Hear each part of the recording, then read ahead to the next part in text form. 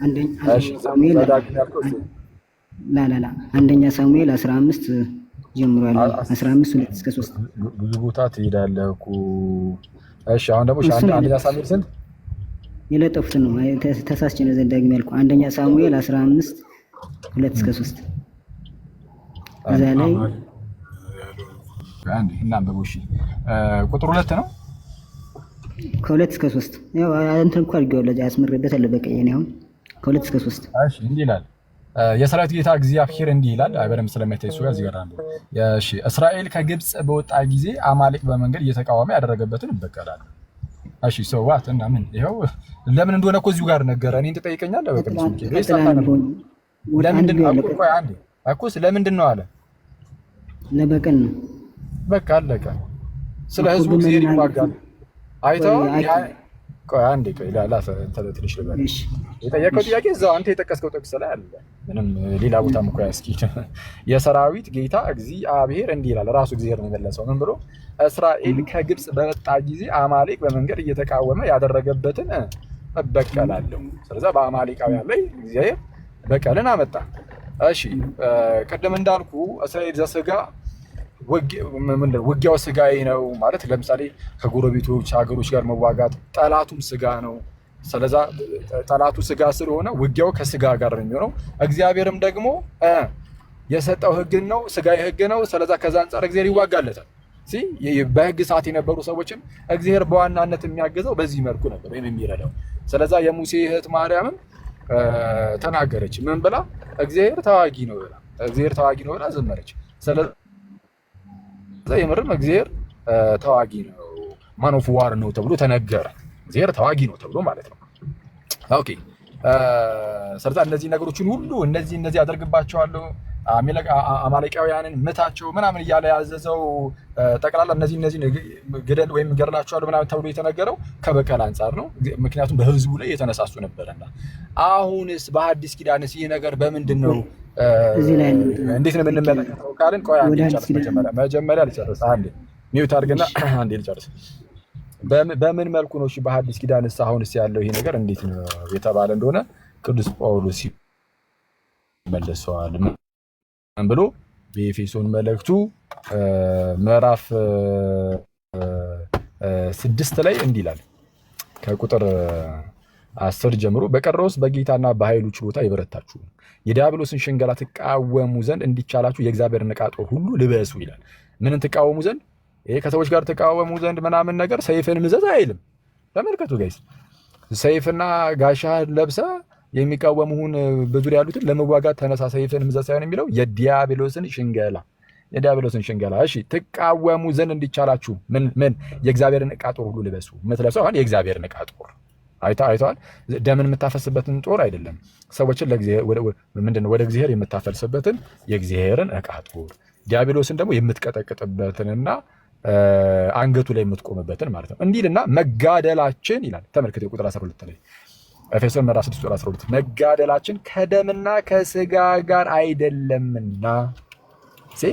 እንደ ብሉይ ኪዳኑ ነው። በብሉይ ኪዳን እንደዚህ አይነት ነገር ነበረ። አሁንስ እኛ የጸጋ ዘመን ልጆች ነን፣ የአዲስ ኪዳን ልጆች ነን።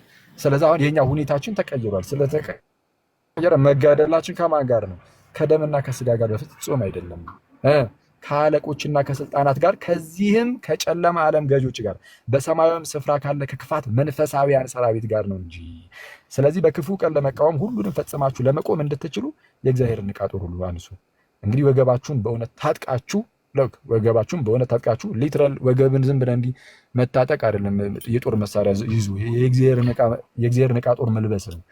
የጽድቅንም ጥሩር ለብሳችሁ ይላል። የምንለብሰው ራሱ ምንድነው? የጽድቅን ጥሩር ለብሳችሁ በሰላም ወንጌልም በመዘጋጀት እግሮቻችሁ ተጫምተው ቆሙ። በሁሉም ላይ ጨምራችሁ የሚንበለበሉትን የክፉን ፍላጻዎች ሁሉ ልታጠፉ የምትችሉበትን የእምነት ጋሻ አንሱ። የመዳንንም ራስ ቁር የመንፈስንም ሰይፍ ያዙ፣ እርሱም የእግዚአብሔር ቃል ነው ይላል። ኧረ ክርስትና ሰይፍ ምዘዙ ይላል። አዎ ይላል። ይኸው ሰይፍን አንሱ ብሏል። ግን የምን ያ ሰይፍ ግን ምንድን ነው አለ? እርሱም የእግዚአብሔር ቃል ነው። አይተዋል። ክርስቲያን አሁን ይጋደላል። ክርስቲያን ይገድላል። ክርስቲያን ይገድላል። የሚገድለው በሰይፍ ነው። እሱም የእግዚአብሔር ቃል ነው። የሚገድለው መናፍስትን ነው። አንተን ይማርካል።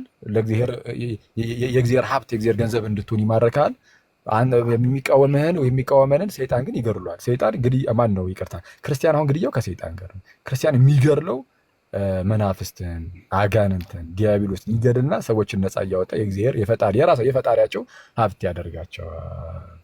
እና በጸሎትና በልመና ዘወትር በመንፈስ ጸልዩ፣ በዚህም ሀሳብ ስለ ቅዱሳን ሁሉ እየለመናችሁ በመጽናት ሁሉ ትጉ ይላል። ስለዚህ አሁን ቅድም ያልኩህን አሁንም የምደግመው በብሉይ ኪዳን ያሉ ሰዎች ሁኔታቸውና አሁን እኛ ያለንበት ሁኔታ ይለያያል።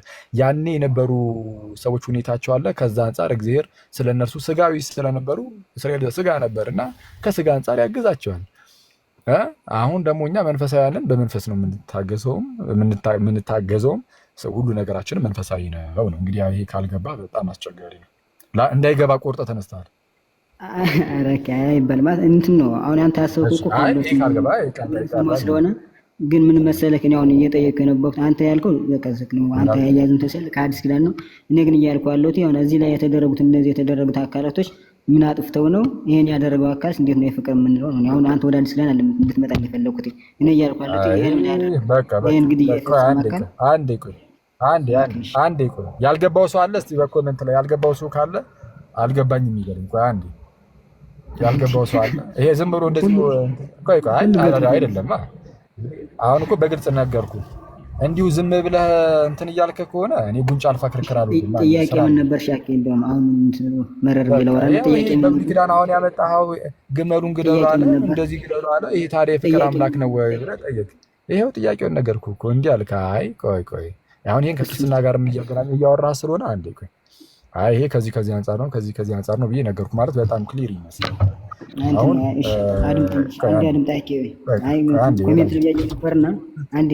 ኮሜንት ላይ ያየው ነበርና አሁን አኬ ሲመጣ ተለሳለሰ ምናምን ሲል አይ ኖርማል ስለማከብረው ነበርና ግን አሁን ደግሞ ትንሽ መረር ብዬ ላውራና እኔ እያልኩት ያለሁት እዚህ ላይ እንደዚህ ተደርገዋልና እነዚህ የተደረጉት ለምን ጥፋታቸው ነው?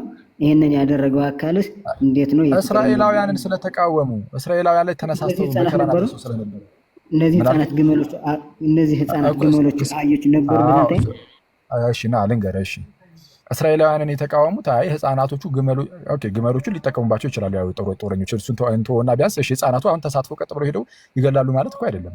ህፃናቱ ሲገሩ አልነበረም ግን ሲበቀላቸው ህፃናቶቹ ይገድላሉ። ህፃናቶቹን እኮ አወጣሁልህ አባ አየህ አትሰማም። አንተ ስማ አንዴ ቆይ ወዳጅ በጌታ በኢየሱስ ህፃናቱ ትክክል ላይ ሄደው ይዋጋሉ መቼ ሳንልም እኮ ነው ያልኩህ። ስላልሰማሁን እንዴት የስንት ዓመት ልጅ ትላለህ? ህፃናቱን ብንተዋቸው ራሱ ነው የምልህ። ህፃናቱን ብንተዋቸው ራሱ እግዚአብሔር ታዲያ ለምን ህፃናቱን አለ ከተባለ በአጭሩ እነዛ ሰዎች ላይ በቀልን ሲያመጣ ምንድነው በአባታቸው ምንድነው አባቶቻቸው ያጠፉት ጥፋት አለ አይደለ? ህፃናቶቻቸው ምናምን ሲቀጡ ሌሎች ነገሮች ሲቀጡ እነሱ አብረው ይቀጡበታል። ለምን? የሚወዷቸውን ነገሮች ነው እያጡ ያሉት። ስለዛ በዛ እግዚአብሔር መዓትን ሊያመጣ ይችላል። በዚህ በአንድ ሰው ጥፋት ምክንያት ቤተሰብ ላይ እግዚአብሔር ቁጣን ሊያመጣ ይችላል። እግዚአብሔር አምላክ ቤተሰብ ላይ ቁጣን ሊያመጣ ይችላል። ልክ ዳዊት በአንድ ወቅት ላይ ከባድ ኃጢአትን አደረገ። ሲቀጣ በዙሪያው ባሉ በሚወዳቸው በኩል የሚወዳቸውን ነገሮች እግዚአብሔር በማጥፋት በመቅጣት እሱን በዛ ሲቀጣው እናያለን። ራሱን ዳዊትን ሳይቀር ማለት ነው። ስለዛ ቅጣትን በዚህ መልኩ እግዚአብሔር ሊቀጣ ይችላል። አይ እግዚአብሔር ለምን በዚህ መልኩ ይቀጣል ልንለው አንችልም። እግዚአብሔር ፈራጅ ነው፣ ቅን ፈራጅ ነው። ስለዛ ይሄ ፈርዱ የእርሱ ነው። በዚህ መልኩ ሊቀጣ ይችላል። ይህ በብሉይ ኪዳን እንዲህ ያለ ነገር አይተናል። አሁን ግን እኛ ያለ ነው ማይ ብራዘር አዲስ ኪዳን ላይ ነው። አሁን እኛን ጠይቀን አሁን በአዲስ ኪዳንስ እንዴት ናችሁ? እስቲ እናንተ ክርስቲያኖች እንደው የእናንተ ማህበር የእናንተ ጉባኤ ይህቺ የእናንተ የእግዚአብሔር መንግስት ወይም ቤተክርስቲያን ደግሞ እንዴት ነው እንደው የምትኖሩ? አኗኗራ ምን ይመስላል ከተባለ አኗኗራችን እንደናንተ አይደለም። ቀጥታ እንደ አይሁዳውያንም አይደለም፣ እንደናንተም አይደለም። አሁን አኗኗራችን እኛ እንደ እግዚአብሔር ነው፣ እንደ ልጁ እንደ ኢየሱስ ክርስቶስ ነው፣ እንደ ቅዱስ መንፈስ ነው። አሁን መንፈሳውያን ነን እኛ፣ ስጋውያን አይደለም። እንደናንተም እንደ አይሁዳውያንም ስጋውያን አይደለም። አሁን እኛ መንፈሳውያን ነን። መንፈሳውያን ስለሆነን መጋደላችንም እንደዚህ ከስጋና ከደም ጋር አይደለም ተብለናል። ስለዚህ አሁን ክርስቲያን ይገድላል፣ ያውም በሰይፍ ግን የሚገድለው ሰይጣንን ነው። ሰይፉም የእግዚአብሔር ቃል ነው። አለቀ። እንግዲህ ማይ ብራዘር የሚጠቅምህን የሚበጅህን አንተ ነው የምታውቀውና ይህንን አይተህ የሚበጅህን መምረጥ አለብህ። የሚጥምህን ማለት ነው። ወይ የእግዚአብሔር ቃል በተባለ ሰይፍ ሰይጣንን ለመግደል የእግዚአብሔርን የዕቃ ጦር ሁሉ ለብሰህ ትነሳለህ፣ ወይም ደግሞ ከሃይማኖት የሚወጡትን እገላለሁ ብለህ የሆነ ወገብን ታጥቀህ ኖርማል እውነተኛ ሰይፍን እያንበለበል ጊዜ ትወጣለህ። አንተ የሚጠምህ የትኛው ነው? የሚጠምህን አንተ ምረጥ እና ይሄ በቂ ይመስለኛል። ሌላ ሀሳብ ካለ